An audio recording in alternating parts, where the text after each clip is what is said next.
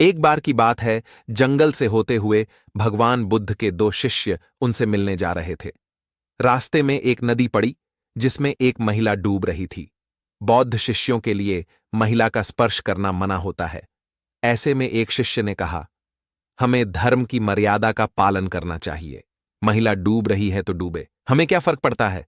लेकिन दूसरा शिष्य जो बहुत दयालु था, उसने कहा, हमारे सामने कोई मरे, यह मैं नहीं सहन कर सकता। फिर वह नदी में कूदा। उस महिला को बचाने के लिए कंधे पर उठाकर किनारे पर ले आया।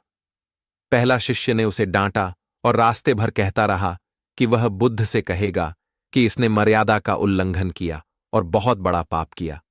जब वे दोनों बुद्ध के पास पहुंचे तो दूसरे शिष्य ने सब कुछ सुनाया और कहा, गुरुजी, मैंने इसको बहुत रोका, पर यह नहीं माना।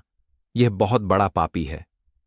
बुद्ध ने ध्यान से सुना और पूछा, तुम्हें क्या लगता है, उस महिला को किनारे तक लाने में इस शिष्य को कितना समय लगा होगा? दूसरे शिष्य ने कहा, कम से कम 15 मिनट। बुद्ध ने फिर पूछा, और यहां तक आने में तुम दोनों को कितना समय लगा?